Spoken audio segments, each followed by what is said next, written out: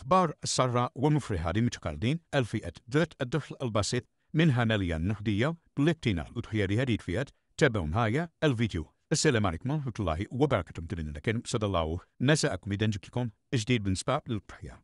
شوفوا جات إرسالية في ريتة بلديات باش يمدوا منها مالية نقدية، يعني يعطوهم لكم دراهم، منتين دوتكم دراهم باش تشروا الكفشتيمة أوفت أو مادام يعطوكم مبلغ مالي. إذا بدكم شوفوا يعطوكم مبلغ مالي وتهتشلوا به هذيك الأضحية باش تستفادوا من هذا المبلغ المالي. أحكي لكم وش بود ملف وش الشروط وتروحوا تتجهوا للبلدية وتقدموا ضد هذا الملف اللي حكي لكم عليه. إذن قلت لكم شوفوا بعض البلديات هبش طرق طبعا وطني قرروا باش يمدوا مساعدة للفئات الاجتماعية الهشة والعاجزة عن العمل على اقتناء أضحية العيد من خلال منحهم قيمة الأضحية نقدا. يعطوكم 4 دقائق نقدا يعني تشدوهم فيتهم. لكن هنا اللي بدكم شوفوا كاين ميدف وكاين شروط. هنا حذرت من يستفيد منها يعني هي تكون 4 دقائق عقوبة قانونية وغرامات في حالة احتفظ بها ولم يشتري الأضحية المخصصة ده. يعني هيبقى باش لازم ديروا التزام أنكم هادوك المبلغ 4 دقائق تروحوا تشتروا به الأضحية. وهنا أضافت أن المعنيين بمنهة أضحية العيد يعني اليرح هادم راح يستفادوا هما العاجزين عن العمل ومن لا دخل لهم، يعني ما عندهمش كامل دخل.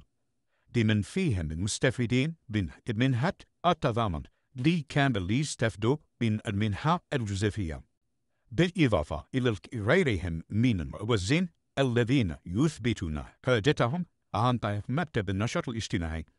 يعني اللي وزنا عنده حتى دخل ما عندوش يعني معدوم يثبت هذا وراح يمدوا هذا الرمدين باش يشري هاد الأضحية عن طريق ماذا؟ على مكتب النشاط الاجتماعي. يعني شوفوا كل بلدية عندها مكتب النشاط الاجتماعي. هادوك شتورك يمدوكم في رمضان هادوكما راح يتخصصوا باش يمدوا هذا 4 ملايين تاع الأضحية.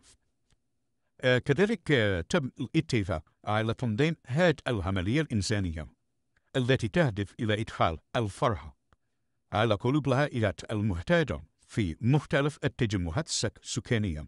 شوفوا خاصة القرى النائية التي تعاني من ضعف في الدخل. هنا وش يقصدنا العائلات المحتاجة في تجمعات سكانية؟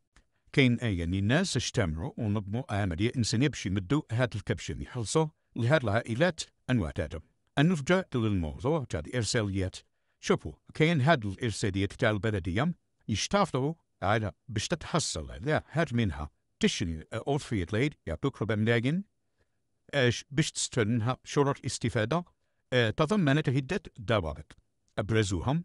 أول حاجة باش تديها خلونا دوك من مواد زين فيديو منها جزافية وكامل، لكن فئات الأخرى لازم دخل تاعكم لا يتجاوز الأجر الوطني المضمون اللي هو 20,000 يعني 2 ملايين. فهمتوا ما يكونش يفوت 2 ملايين. إذا ما فاتش دخل تاعكم 2 ملايين يعطولكم 4 دقايق باش تشروا الأضحية يعني يمدوهم لكم ما ترجعوهمش. فهمتوا؟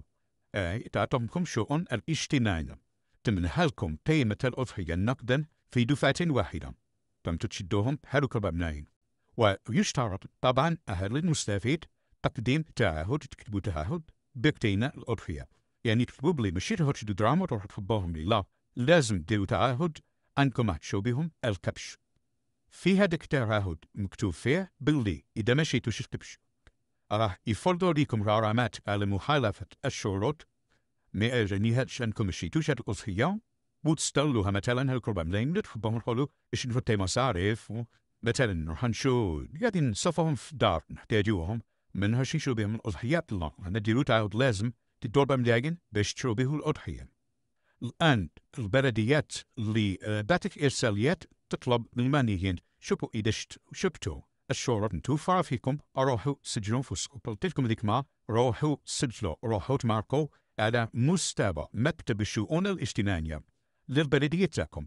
انتوما كاين اللي توجهوا للبلدية وقالوا لهم احنا ما عندنا حتى إرسالية. يعني نحب نقول لكم ربما كاين بعض البلديات ما لحقتهمش مش يعني يطبقوا هذه اللي جبتها لكم.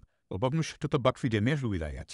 وهذه العملية شوفوا تتم بدقة وصرم لذا ما نوصل دام إلى مستحقه إني ما فيهاش الغش شوفي هالكذب وين فيها تحافك كل بهجي يستحق هاد ضرب ملايين يمدوه لك نفتكم نخدن في ديت شوفوا الدولاب دارت سبيف ربع ملايين في الأضحية هكذا هذا ذات وزن معين يعني 25 كيلو لأن شوف الفاش هذه توزن ما 25 في 40 كيلو يعني أدنى سعر كاين 4 ملايين كان برمن 4 ملايين كاين فيرفان كاين كيداش وكاين كيداش كبيرة توزن حتى 45 كيلو يعني راح يكون في بعض الفروقات علاش هما كاين بالنسبة للمود فين كامل يطلبوا لهم شحال مثلا في دبي تاعهم يعني تاع الشريه تاعهم باش يدوا هما يعطيو لهم هذيك كيداش اللي يعني الوزن تاعها اكبر لانه حيفوت من بلاف ربع ملايين على هذه راح يصنفوها كي نحطكم وراح يديروها على حسب الوزن تاعها وحسب الدخل الشريط لكل مواطن سجل اسمه باش